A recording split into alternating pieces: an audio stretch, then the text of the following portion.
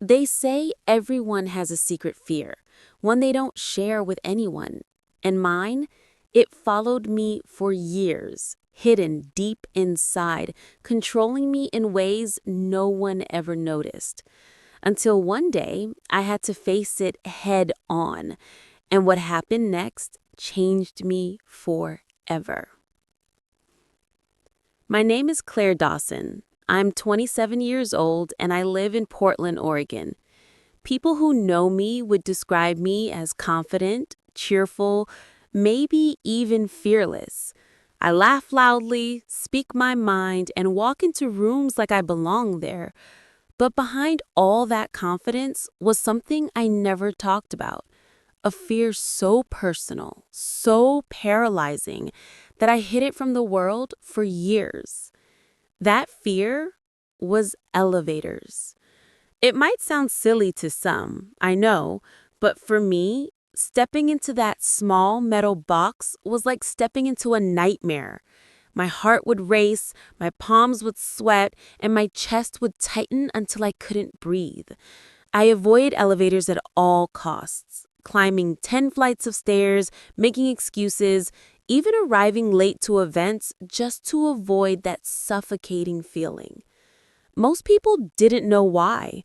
Only my closest friend, Naomi, knew the truth. When I was 8 years old, I had been trapped in an elevator for nearly 2 hours during a power outage. I remember the darkness, the stillness, the panic, the sound of my own screams echoing off the walls. That memory etched itself into my soul, and from that day forward, elevators became my greatest fear, my hidden fear. For years, I managed to hide it, to work around it. But life has a cruel way of forcing you to face what you avoid. One Monday morning, my company announced we were moving into a brand new office building downtown, a towering skyscraper with glass windows that sparkled in the sunlight. Everyone was excited, taking selfies in the lobby, admiring the modern design. But me? My stomach twisted into knots the moment I realized our office was on the 18th floor. 18 floors? There was no way I could walk the stairs every day without people noticing. I tried to laugh it off, telling myself I'd get used to it, but inside, panic was already clawing at me. The first day in the new building, I stood in the lobby staring at the silver elevator doors, pretending to check my phone as people rushed past me. My coworkers filed in, laughing, chatting, while I waited, hoping no one would notice I wasn't going with them. When the elevator dinged open again, I stepped back, muttering, "You go ahead, I'll catch the next one." But the truth was, I couldn't do it. I ended up climbing all 18 floors, arriving sweaty and breathless, pretending I had just come from the gym. But how long could I keep this up? How long before someone noticed? That night, I confessed to Naomi over the phone. "I can't do it, Naomi. I can't get in that elevator. I feel like I'm 8 years old again, trapped, screaming, begging to get out." My voice cracked, and for the first time in years, I admitted just how deep my fear ran. Naomi listened patiently, then said something that stuck with me. "Claire, maybe it's time to stop running from it. Maybe it's time to take your fear by the hand and walk right into it." Easier said than done, right? But her words haunted me. The next morning, I stood again in front of those elevator doors. My heart thundered, my knees shook, but Naomi's words echoed in my head.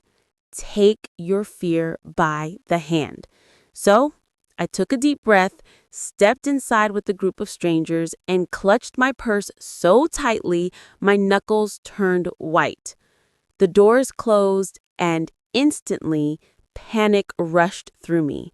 My chest tightened, my vision blurred, and I felt trapped. But instead of running out, I closed my eyes and whispered to myself, "It's okay. You're safe. This isn't the past. This is now." Each ding as the elevator climbed higher felt like a drum beat in my ears. My fear screamed at me to bolt, but I stayed. When the doors finally opened on the 18th floor, I stumbled out, shaky but alive. And for the first time, a spark of pride flickered inside me. But facing fear isn't a one-time thing. The next day was just as hard, and the day after that. Some mornings I froze in the lobby, too scared to step in. Other days I forced myself, whispering my little mantra until the ride was over. Slowly, painfully, I began to take back control. One afternoon, something happened that truly changed me. I stepped into the elevator, and just as the doors were closing, a little boy and his mom rushed in. Halfway up, the elevator jolted to a sudden stop. My stomach dropped. Memories flooded back. The dark, the silence, my childhood screams. My breath came in short gasps, tears welling up in my eyes. But then I saw the boy. His wide eyes mirrored the same fear I had felt at 8 years old. His mom tried to calm him, but he clutched her arm, trembling. In that moment, my fear collided with his, and something inside me shifted. Instead of panicking, I crouched down to his level and said softly, "Hey, it's okay. Elevators sometimes stop for just a minute. Want to play a game while we wait?" His eyes darted at mine, still scared, but he nodded. We counted numbers together, made silly faces, even laughed a little. By the time the elevator started moving again, his tears had dried, and so had mine. When the doors opened, his mom whispered, "Thank you." And I realized something powerful. My fear hadn't disappeared, but I had learned to face it, to use it, even to help someone else. That night, as I lay in bed replaying the moment, I realized my hidden fear no longer had the same power over me.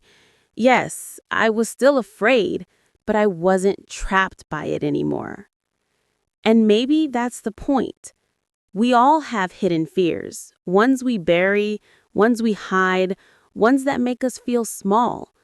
But the truth is, fear isn't a wall meant to stop us. It's a door waiting for us to walk through. So, if you're listening to this, maybe you have your own hidden fear too. Maybe it's elevators, or public speaking, or letting someone in. Whatever it is, let me tell you, you're stronger than you think you are. And when you finally face it, you'll realize something amazing. Fear doesn't define you. Courage does. Because the day I stepped into that elevator wasn't just about riding to the 18th floor. It was about rising above the fear that had kept me trapped for years. And that is how I faced my hidden fear.